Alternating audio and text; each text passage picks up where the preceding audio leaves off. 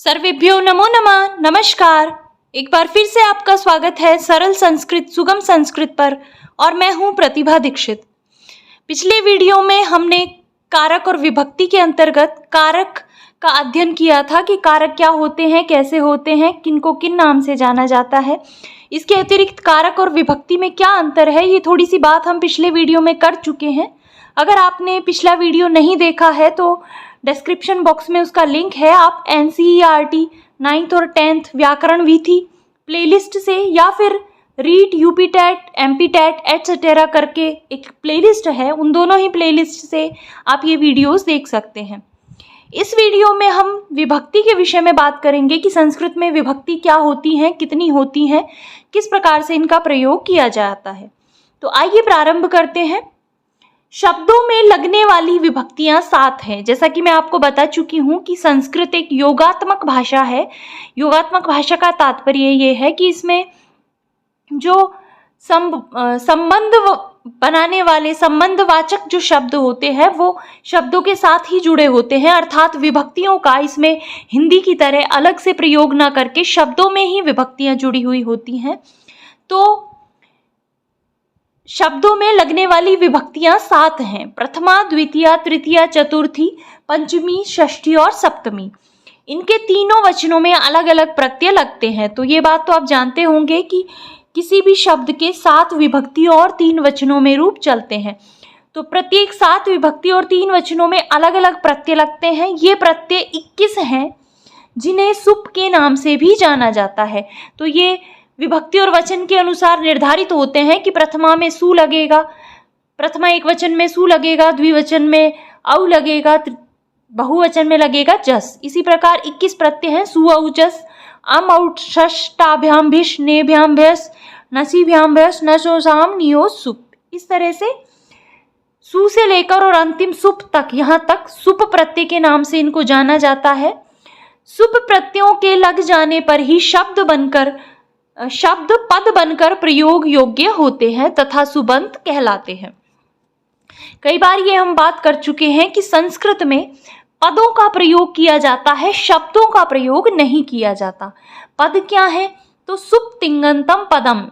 शब्दों के साथ या तो सुप इत्यादि प्रत्यय जुड़े हों या तिंग इत्यादि प्रत्यय जुड़े हों तो ऐसे शब्द पद कहलाते हैं। तो जब किसी भी शब्द के बाद सुप प्रत्यय में से कोई प्रत्यय लग जाए तो वो क्या कहलाता है? सुप है अंत में जिसके, ऐसा वो क्या हो जाएगा? सुबंत। तो सुप प्रत्यय लगने पर ही ये शब्द पद बनकर प्रयोग के योग्य होते हैं, तभी इनका प्रयोग किया जा सकता है। और ये जो सुप प्रत्यय लगे हुए शब्द हैं ये सुबंत कहलाते हैं। अब ये जो विभक्तियां हैं ये 2 तरह से प्रयोग की जाती हैं। एक तो है कारक विभक्ति के रूप में और दूसरा है उपपद विभक्ति के रूप में। विभक्तियां 2 प्रकार की होती हैं, या तो आप इस तरह से कह सकते हैं या फिर इन विभक्तियों का प्रयोग 2 प्रकार से किया जाता है। पहला है कारक विभक्ति के रूप में और दूसरा है उपपद विभक्ति के रूप में। अब ऐसी विभक्तियां जो क्रिया के आधार पर, कारक के आधार पर लगती हैं वो कारक विभक्तियां कहलाती हैं, और जो अन्य पदों के आधार पर लगती हैं, पदों को आश्रित करके उपपद, पदों के आश्रय से लगती हैं, वो उपपद विभक्ति कहलाती हैं। तो क्रिया के आधार पर संज्ञादि शब्दों में लगने वाली विभक्ति को कारक विभक्ति कहते हैं और अन्य पदों के आधार पर लगने वाली विभक्ति को उपपद विभक्ति कहते हैं। अब इनमें आप अंतर समझिए। अंतर क्या है? जैसे मोहनः विद्यालयम प्रति गच्छति, ये एक वाक्य है। अब देखिए इसमें 2 तरीके की विभक्तियां प्रयुक्त हैं। एक तो है मोहनः में ये जो प्रथमा विभक्ति प्रयुक्त है ये कारक के अनुसार प्रयुक्त है। कारकों में जो कर्ता होता है उसमें उक्त कर्ता में प्रथमा विभक्ति का प्रयोग किया जाता है। तो यहाँ पर जो मोहन पद में प्रथमा विभक्ति का प्रयोग हुआ है वो कारक के अनुसार हुआ है, इसलिए ये तो कहलाएगी कारक विभक्ति। जबकि विद्यालयम में ये जो द्वितीय विभक्ति का प्रयोग हुआ है ये हुआ है प्रति शब्द के कारण। अब प्रति के योग में, प्रति एक शब्द है, एक पद है जिसके योग में द्वितीय विभक्ति का प्रयोग होता है। ऐसे बहुत सारे शब्दों के विषय में विधान किए गए हैं कि जैसे नमः, स्वस्ति, स्वाहा, स्वधा, अलम, वषट, योगाच, इन सारे शब्दों के योग में चतुर्थी विभक्ति होती है। ये शब्द जहाँ पर भी प्रयुक्त हो चतुर्थी होगी। तो जो शब्दों को आश्रित करके, शब्दों के कारण जो विभक्तियां होती हैं वो उपपद विभक्तियां कहलाती हैं, जबकि कारकों के कारण जो विभक्तियां होती हैं वो कारक विभक्ति कहलाती है। अब हम प्रथमा विभक्ति की बात करते हैं कि प्रथमा विभक्ति का प्रयोग कहाँ कहाँ किया जाता है। अब चूंकि सामान्यतः कर्ता कारक में प्रथमा विभक्ति का प्रयोग किया जाता है, इसलिए विद्यार्थी कर्ता कारक और प्रथमा विभक्ति को एक ही मान लेते हैं। जब कभी मैं विद्यार्थियों को पढ़ाती हूँ, स्पेशली जो 9th 10th के विद्यार्थी होते हैं, वो इतने कंफ्यूज हो जाते हैं कि मैं बोलती हूँ कारक और वो समझते हैं विभक्ति, क्योंकि ये इतना प्रचलित हो गया है प्रथमा विभक्ति कारक, प्रथमा विभक्ति कारक। लेकिन कर्ता के अतिरिक्त और भी प्रथमा विभक्ति कई स्थान पर होती है, तो वो हम देखेंगे प्रथमा विभक्तियों का प्रयोग कहाँ कहाँ किया जाता है। सबसे पहली बात है, कर्तृवाच्य के कर्ता में और कर्मवाच्य के कर्म में प्रथमा विभक्ति लगती है। आपको ये ध्यान रखना है, किसी भी वाक्य में जिसकी भी प्रधानता हो, कर्ता की प्रधानता होगी तो वाक्य हो जाएगा कर्तृवाच्य, और कर्तृवाच्य में कर्ता प्रधान है इसलिए कर्ता में प्रथमा विभक्ति होगी। इसी प्रकार कर्मवाच्य में कर्म प्रधान है, इसी कारण इसको कर्मवाच्य कहा जाता है। तो कर्मवाच्य में कर्म प्रधान है और जो प्रधान होगा उसी में प्रथमा विभक्ति लगेगी। तो यहाँ पर कर्तृवाच्य के कर्ता में और कर्मवाच्य के कर्म में प्रथमा विभक्ति लगती है। जैसे उदाहरण है, मोहनः दुग्धम पिबति, यहाँ दूध पीने की क्रिया को करने वाला मोहन है, अतः मोहन में प्रथमा विभक्ति हुई है। दूसरा वाक्य है, रामः पुस्तकम पठति, इस वाक्य में पुस्तक पठन की क्रिया को करने वाला राम है, जो कि प्रधान होने के कारण कर्ता है। तो यहाँ पर कर्ता में प्रथमा विभक्ति का प्रयोग हुआ है। तीसरा वाक्य है, सोहनेन ग्रंथः पठ्यते, यह वाक्य कर्मवाच्य है, जिसमें कर्म ग्रंथ का पढ़ना प्रधान है। जिसकी प्रधानता होती है उसी के अनुसार वाच्य होता है। वाक्य में कर्म को प्रधान रूप से बताना हो तो कर्म की प्रधानता हो जाएगी और वाक्य हो जाएगा कर्मवाच्य। लेकिन अगर कर्ता को प्रधान रूप से बताना हो तो कर्ता की प्रधानता हो जाएगी और वाक्य हो जाएगा कर्तृवाच्य। तो ये जो वाक्य है, सोहनेन ग्रंथः पठ्यते, इसमें ग्रंथ की प्रधानता है। ये बताया जा रहा है कि सोहन के द्वारा ये ग्रंथ पढ़ा गया, तो ग्रंथ की इंपॉर्टेंस है, ग्रंथ की प्रधानता है। ग्रंथ क्या है? कर्म है, तो ये कर्मवाच्य है, इसमें कर्म प्रधान है, अतः ग्रंथ में प्रथमा विभक्ति हुई है।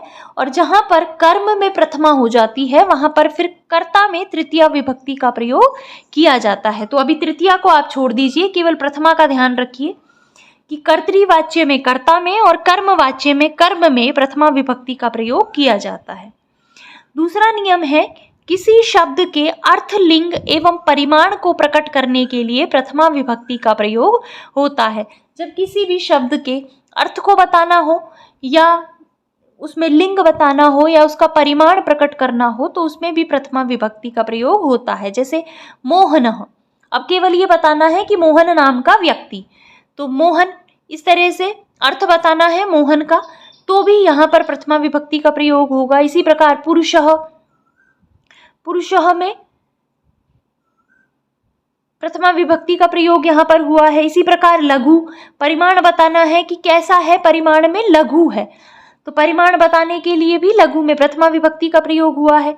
इसी प्रकार लता, इसमें लिंग बताया गया है तो इसमें भी प्रथमा विभक्ति का प्रयोग यहाँ पर हुआ है। तो किसी भी शब्द के अर्थ, लिंग और परिमाण को बताने के लिए प्रथमा विभक्ति का प्रयोग किया जाता है। अगला नियम है, इति के योग में प्रथमा विभक्ति होती है। जहां पर भी इति पद का प्रयोग वाक्य में होगा तो इस इति के योग में प्रथमा विभक्ति का प्रयोग किया जाएगा। जैसे वयम इमं कालिदास इति नामना जानीमः, हम इसको कालिदास इस नाम से जानते हैं। तो इति के योग में यहाँ पर कालिदासः, इस प्रकार से प्रथमा विभक्ति का प्रयोग हुआ है। ये प्रथमा विभक्ति का बहुत छोटा सा प्रकरण है। अब बात करते हैं द्वितीय विभक्ति की, कि द्वितीय विभक्ति कहाँ कहाँ पर होती है। तो सबसे पहली बात जो है वो ये है कि वाक्य में कर्ता के सर्वाधिक अभिष्ट और कर्ता का सर्वाधिक अभिष्ट क्या होता है? कर्म। अर्थात कर्म में द्वितीया विभक्ति लगती है। किसी भी वाक्य में जो कर्म कारक होगा उसमें द्वितीया विभक्ति का प्रयोग किया जाएगा। तो कर्ता के द्वारा जो सर्वाधिक अभिष्ट हो या जो कर्म हो वाक्य में, उसमें द्वितीया विभक्ति का प्रयोग किया जाता है। जैसे वैष्णवी चित्रम पश्यति, इस वाक्य में वैष्णवी को चित्र देखना सर्वाधिक अभिष्ट है। इसमें वैष्णवी जो है वो देखने की क्रिया करती है, देखती है, तो देखने के लिए उसको सर्वाधिक अभिष्ट क्या है? चित्र। चित्र को देखती है, अतः चित्र यहाँ पर कर्म संज्ञक है। चित्र का कौन सा कारक है? कर्म कारक, और उसमें द्वितीया विभक्ति है। इसी प्रकार बालः मोदकम वांछति, बालक लड्डू चाहता है। यहाँ पर बालक को मोदक अभिष्ट है, बालक चाहता है, और क्या चाहता है? लड्डू। तो बालक को मोदक अभिष्ट है, लड्डू अभिष्ट है, अतः वह कर्म संज्ञक है। कौन कर्म संज्ञक है? मोदक। और इसी कारण मोदक में द्वितीया विभक्ति यहाँ पर प्रयुक्त हुई है। तो वाक्य बन जाएगा बालः मोदकम वांछति। दूसरा क्या है? दूसरा नियम है कर्तृवाच्य के वाक्यों के कर्म में द्वितीया विभक्ति लगती है। कर्म में द्वितीया लगेगी, लेकिन कौन से कर्म में लगेगी? कर्तृवाच्य के कर्म में। अगर कर्मवाच्य का कर्म होगा तो उसमें प्रथमा विभक्ति का प्रयोग होगा। ये बात हम प्रथमा के संबंध में कर चुके हैं। तो कर्तृवाच्य के जिस वाक्य में कर्ता प्रधान हो उसमें कर्म में द्वितीया विभक्ति लगती है। वैष्णवी चित्रम रचयति, यहाँ पर चित्र की रचना करना ही कर्ता का कर्म है, अतः चित्र में द्वितीया विभक्ति हुई है यहाँ पर। तो ये तो है कारक विभक्ति। जो हमने विभक्तियों के दो प्रकार पढ़े थे, तो ये तो कारक विभक्ति हो गई कि कर्म कारक के योग में द्वितीया विभक्ति का प्रयोग किया जाता है। जिस जिस भी पद की वाक्य में कारक कर्म संज्ञा होगी, कर्म कारक होगा, उसमें द्वितीया विभक्ति का प्रयोग किया जाएगा। अब बात करते हैं उपपद विभक्ति के संबंध में कि कौन कौन से ऐसे शब्द हैं जिनका प्रयोग अगर वाक्य में किया जाए तो उनके योग में द्वितीया विभक्ति होती है। तो ये शब्द आपको याद रखने पड़ेंगे, 2-4 बार पढ़ने से आराम से आपको ये याद हो जाएंगे। अभितः, जिसका तात्पर्य होता है सामने, परितः चारों तरफ, समया अर्थात पास, निक्सा अर्थात पास, हा अर्थात जब हम खेद प्रकट करते हैं तो किसी को बोलते हैं ना, हाँ ये कैसे हो गया, तो खेद प्रकट करने के लिए जो हा है, इसके योग में, प्रति के योग में, प्रति का तात्पर्य होता है की ओर। उभयतः के योग में उभयतः का तात्पर्य होता है दोनों तरफ। सर्वतः के योग में सर्वतः का तात्पर्य होता है सर्वत्र, सभी जगह। धिक के योग में धिक का तात्पर्य धिक्कार करने के लिए किसी को धिक बोला जाता है। ऊपरी के योग में ऊपरी अर्थात ऊपर, अधः अर्थात नीचे, विना अर्थात बिना, अंतरा अर्थात बिना, और अंतरेण का मतलब होता है बिना या मध्य में। तो इनके योग में द्वितीया विभक्ति होती है। जहाँ जहाँ भी अभितः, परितः, समया, निक्सा, हा, प्रति, उभयतः, सर्वतः, धिक, ऊपरी, अधः, विना, अंतरा, अंतरेण, ये पद जहाँ पर भी प्रयुक्त होंगे, इन पदों के योग में द्वितीय विभक्ति वाक्य में प्रयुक्त होगी। तो जैसे इसके उदाहरण देखते हैं, ग्रामम अभितः वृक्षः सन्ति, गांव के सामने वृक्ष हैं। तो अभितः पद यहाँ पर प्रयुक्त हुआ है, तो अभितः के योग में ये जो ग्राम शब्द है, इसमें द्वितीय विभक्ति का प्रयोग यहाँ पर हुआ है। किसके सामने वृक्ष है, तो उसमें द्वितीय विभक्ति का प्रयोग होगा, वृक्ष में नहीं होगा। जैसे नगर के चारों तरफ मार्ग हैं, तो किसके चारों तरफ मार्ग हैं? नगर के। तो जो नगर पद है उसमें परितः के योग में द्वितीय विभक्ति का यहाँ पर प्रयोग होगा और वाक्य बनेगा नगरम परितः मार्गः सन्ति। इसी प्रकार विद्यालयम समया उद्यानम अस्ति, विद्यालय के समीप उद्यान है, तो समया के योग में विद्यालय में यहाँ पर द्वितीय विभक्ति का प्रयोग हुआ है। इसी प्रकार नदीम निक्षा शीतलः समीरः वहति, नदी के निकट शीतल समीर बहती है, तो निक्सा के योग में यहाँ पर द्वितीय विभक्ति का प्रयोग हो गया। इसी प्रकार हा बालघातिनम, बालघाती को, बालक के हत्यारे को धिक्कार है, तो हा के योग में ये जो बालघाती पद है इसमें द्वितीय विभक्ति का प्रयोग यहाँ पर हुआ है। इसी प्रकार प्रति के योग में अहम मित्रम प्रति किमपि न कथिष्यामि, मैं मित्र के लिए, मित्र की ओर कुछ नहीं कहूँगा। तो यहाँ पर प्रति के योग में मित्र में द्वितीय विभक्ति का प्रयोग हुआ है। इसी प्रकार उभयतः के योग में मार्गम उभयतः वृक्षः सन्ति, मार्ग के दोनों ओर वृक्ष हैं। तो मार्ग में द्वितीय विभक्ति का प्रयोग यहाँ पर उभयतः के योग में हुआ है। आश्रमम सर्वतः वनानि सन्ति, आश्रम के सभी ओर वन है। तो सर्वतः के योग में आश्रम में द्वितीय विभक्ति का प्रयोग यहाँ पर हुआ है। इसी प्रकार धिक् के योग में तो धिक् मूर्खम, मूर्ख को धिक्कार है। तो मूर्ख में यहाँ पर द्वितीय विभक्ति का प्रयोग कैसे हुआ है? धिक् के योग में। तो इसी प्रकार उपरी में मम गृहम उपरी वायुयानम गच्छति, मेरे घर के ऊपर वायुयान जाता है। तो उपरी के योग में गृहम में यहाँ पर द्वितीय विभक्ति का प्रयोग हुआ है। इसी प्रकार अधः के योग में भूमिम अधः जंतवः सन्ति, पुत्रम विना माता दुखिता अभवत। तो विना के योग में पुत्र में यहाँ पर द्वितीय विभक्ति का प्रयोग हुआ है। परिश्रमम अंतरा सुखम नास्ति, परिश्रम के बिना सुख नहीं है। तो अंतरा के योग में परिश्रम में यहाँ पर द्वितीय विभक्ति का प्रयोग हुआ है। इसी प्रकार हास्यम अंतरेण जीवनम निरर्थकम, हास्य के बिना जीवन निरर्थक है। तो अंतरेण जो पद है इसके योग में हास्यम में द्वितीय विभक्ति का प्रयोग यहाँ पर हुआ है। इसके अतिरिक्त और कहाँ पर द्वितीय विभक्ति होती है? तो अधिपूर्वक सिंह, स्था, आस और वस, इन धातुओं के योग में द्वितीय विभक्ति होती है। ये चार धातुएं हैं, सिंह, स्था, आस और वस। अगर इनसे पहले अधि लगा हो तो इसके योग में द्वितीय विभक्ति का प्रयोग होता है। जैसे राजकुमारः पर्यंकम अधिशेते, तो शी धातु है, इसके जब रूप चलते हैं तो शेते इस प्रकार से चलते हैं। इसके पूर्व में जब अधि का प्रयोग कर दिया जाएगा तो यहाँ पर जो ये आधार है, राजकुमार पलंग पर सोता है, तो वैसे तो ये अधिकरण है, पलंग पर सोता है, अधिकरण है, अधिकरण में सप्तमी होनी चाहिए, किंतु जब अधिपूर्वक शी धातु का प्रयोग होता है तो आधार में द्वितीय विभक्ति हो जाती है। तो यहाँ पर पर्यंके न होकर पर्यंकम द्वितीय विभक्ति का पद बनेगा। इसी प्रकार विष्णु वैकुंठम अधितिष्ठति, तो अधिपूर्वक स्था धातु है, स्था के रूप जब चलते हैं तो तिष्ठति, तिष्ठतः इस प्रकार से चलते हैं। तो इस तिष्ठति से पूर्व अधि प्रयुक्त होने पर इसका जो आधार है विष्णु वैकुंठ में रहते हैं, तो वैकुंठ जो शब्द पद है इसमें सप्तमी ना होकर यहाँ पर द्वितीय विभक्ति का प्रयोग हो जाएगा। इसी प्रकार प्राचार्यः उच्चासनम अध्यासते, प्राचार्य ऊंचे आसन पर बैठते हैं। तो अधिपूर्वक आस धातु होने पर उच्चासन पद में द्वितीय विभक्ति का प्रयोग यहाँ पर हुआ है। इसी प्रकार अधिपूर्वक वस धातु में मुनि वनम अधिवसति, मुनि वन में निवास करते हैं, मुनि वन में रहता है। तो ये चार धातुएं सींग, स्था, आस और वस, इनको आपको ध्यान रखना है। इनसे पूर्व अगर अधि हो तो द्वितीय विभक्ति का प्रयोग किया जाता है। इसके अतिरिक्त और कहाँ पर द्वितीय होती है? तो व्यवधान रहित कालवाची एवं मार्गवाची शब्दों के योग में द्वितीय विभक्ति प्रयुक्त होती है।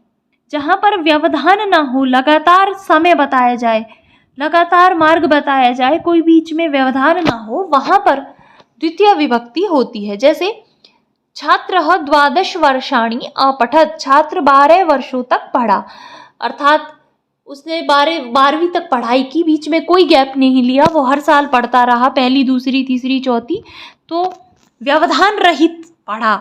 अगर व्यवधान रहित कालवाची शब्द है तो उसमें द्वितीय विभक्ति का प्रयोग होता है। इसीलिए ये जो 12 वर्षाणि पद है, काल को बचाने वाला पद है, इसमें द्वितीय विभक्ति का प्रयोग यहाँ पर हुआ है। और वाक्य बनेगा छात्रः 12 वर्षाणि अपठत्, छात्र लगातार 12 वर्षों तक पढ़ा। छात्रः मासम पुस्तकम अपठत्, छात्र ने मास भर तक पुस्तक को पढ़ा, महीने भर पुस्तक को पढ़ा, अर्थात वो महीने में प्रत्येक दिन पुस्तक पढ़ता था, किसी दिन उसने गैप नहीं लिया, किसी दिन उसका व्यवधान नहीं आया। तो व्यवधान से रहित ये जो मास पद है इसमें द्वितीय विभक्ति का प्रयोग हुआ है। इसी प्रकार मार्गवाची में कैसे होता है? तो मथुरा नगरम इतः क्रोशम वर्तते। मथुरा नगर यहाँ से कोश भर पर है, अर्थात कोश भर पर आप जाइए और एक कोश के बाद सीधा आपको मथुरा नगर मिलेगा, बीच में कोई व्यवधान नहीं है। तो यहाँ पर ये जो मार्गवाची पद है क्रोशम, इसमें द्वितीय विभक्ति का प्रयोग हुआ है। इसी प्रकार विद्यालयात् क्रोशद्वयं पर्वतः वर्तते। विद्यालय से 2 कोश तक पर्वत है, ये है विद्यालय। और यहाँ तक लगातार लगातार लगातार ऐसा नहीं है कि एक पहाड़ी है फिर गैप मैदान है फिर पहाड़ी है फिर मैदान है फिर पहाड़ी, ऐसा नहीं है, लगातार पर्वत श्रृंखला है। तो व्यवधान रहित पर्वत श्रृंखला है, इस कारण यहाँ पर ये जो मार्गवाची है क्रोशद्वयम, इसमें द्वितीय विभक्ति का प्रयोग हुआ है।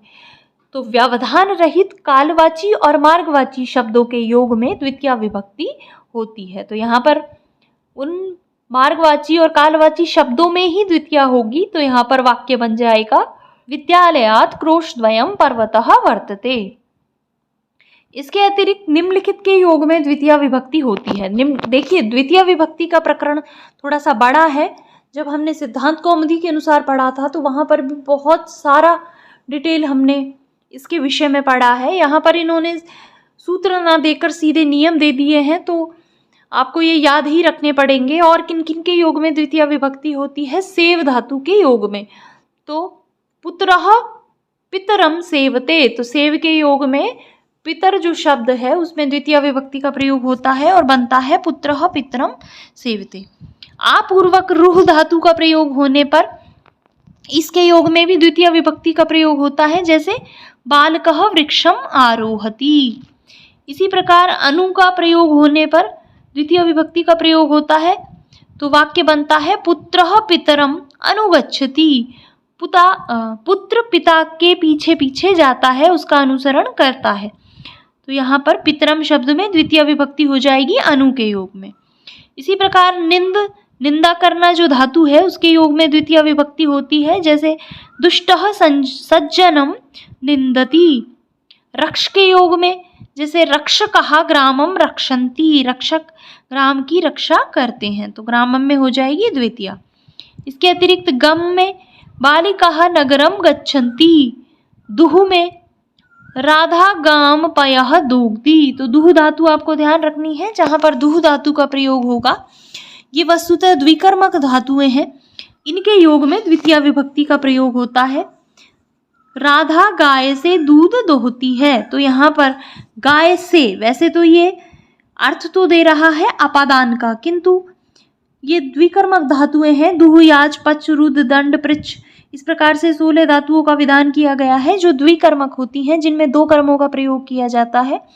तो यहाँ पर अपादान आदि के स्थान पर द्वितीय विभक्ति का ही प्रयोग होता है। तो ये जो पयः शब्द है इसमें भी द्वितीय विभक्ति है। पयस सकारांत नपुंसक लिंग के जब रूप चलते हैं तो द्वितीय विभक्ति में पयः पद बनता है। और गाम, ये भी द्वितीय विभक्ति का पद है। तो ये तो है सर्वाधिक अभिष्ट होकर, कर्म होकर यहाँ पर द्वितीय विभक्ति हो जाएगी, और इसमें अकथित कर्म से द्वितीय विभक्ति हो जाएगी। लेकिन आपको बस एक सामान्य बात ये याद रखनी है कि दुह धातु का प्रयोग होने पर द्वितीय विभक्ति का प्रयोग होता है। इसी प्रकार याच धातु के योग में पुत्री मातरम धनम याचते, पुत्री माता से धन मांगती है। तो याच धातु के योग में जिससे मांगती है उसमें भी द्वितीय विभक्ति का प्रयोग हुआ है और मातरम पद यहाँ पर बना है। पच धातु के योग में जैसे सह तंडुलान ओदनम पचती, वह तंडुलों से भात पकाता है, चावलों से भात पकाता है। तो यहाँ पर चावलों से पकाता है, लेकिन फिर भी यहाँ पर चावलों में पच धातु के योग में द्वितीय विभक्ति का प्रयोग हुआ है। दंड के योग में जैसे राजा चोरम शतम दंडयति, राजा चोर को 100 रुपए का दंड देता है। तो दंड के योग में यहाँ पर शत में द्वितीय विभक्ति का प्रयोग हुआ है। इसी प्रकार पृच्छ में शिष्यः गुरुम प्रश्नम पृच्छति, शिष्य गुरु से प्रश्न पूछता है, तो यहाँ पर प्रश्न में द्वितीय विभक्ति का प्रयोग हुआ है। इसी प्रकार नी में कृषकः अजाम ग्रामम नयति, कृषक बकरी को गांव से लाता है। तो यहाँ पर नी के योग में ग्रामम पद में भी द्वितीय विभक्ति का प्रयोग हुआ है। इसी प्रकार ची के योग में मालाकारः पादपम पुष्पाणि चिनोति। ची के योग में पुष्प में द्वितीय विभक्ति का प्रयोग यहाँ पर हुआ है। ब्रू में, ब्रू धातु के योग में तो गुरु शिष्यम धर्मम ब्रूते, गुरु शिष्य को धर्म कहता है। इसी प्रकार शास के योग में गुरु शिष्यम शास्ति। जी के योग में पांडवाः कौरवान अजयन। मथ के योग में गोपी दधि नवनीतम मथनाति। और मुश के योग में तो चोरः धनम मुष्णाति। इस प्रकार से इन सारी धातुओं के योग में द्वितीय विभक्ति का प्रयोग किया जाता है। दुहु याच पच दंड रुद प्रच ची ब्रू शास जी मथ मुश नी ह्री कृश वह, ये धातुएं द्विकर्मक होती हैं। इनके दोनों ही कर्मों में द्वितीय विभक्ति होती है। उपर्युक्त उदाहरणों में अधिकांश में दो कर्मों का प्रयोग किया गया है, कुछ में जी, शास और मुश में एक ही कर्म का प्रयोग किया गया है, पर यदि वहाँ दूसरे कर्म का प्रयोग होगा तो भी दोनों में द्वितीय विभक्ति ही लगेगी। तो ये जो 16 धातुएं हैं ये आपको ध्यान रखनी है, ये द्विकर्मक धातु है, इनके योग में दो कर्मों का प्रयोग किया जाता है। तो इस तरह से द्वितीय का थोड़ा सा प्रसंग बड़ा है, आपको इसको ध्यान से अच्छे से बार बार पढ़ना पड़ेगा, याद भी आपको इसको करना है, क्योंकि परीक्षा में इसमें से सीधे सीधे प्रश्न पूछे जाते हैं। तो अभी आज के लिए इस वीडियो को यहीं पे समाप्त करते हैं। अगले वीडियो में हम आगे की विभक्तियों के विषय में पढ़ेंगे, क्योंकि ये प्रसंग बहुत बड़ा हो जाएगा, तो धीरे धीरे करके हम आगे चलेंगे। आप वीडियो को अच्छे से देखिए, इन सारी चीज़ों को नोट डाउन करते जाइए, इनको अच्छे से याद रखिए, क्योंकि ये आपके लिए बहुत ही उपयोगी सिद्ध होंगी। तो मिलते हैं नेक्स्ट वीडियो में। इस वीडियो को यहीं पे समाप्त करते हैं। तब तक के लिए धन्यवाद।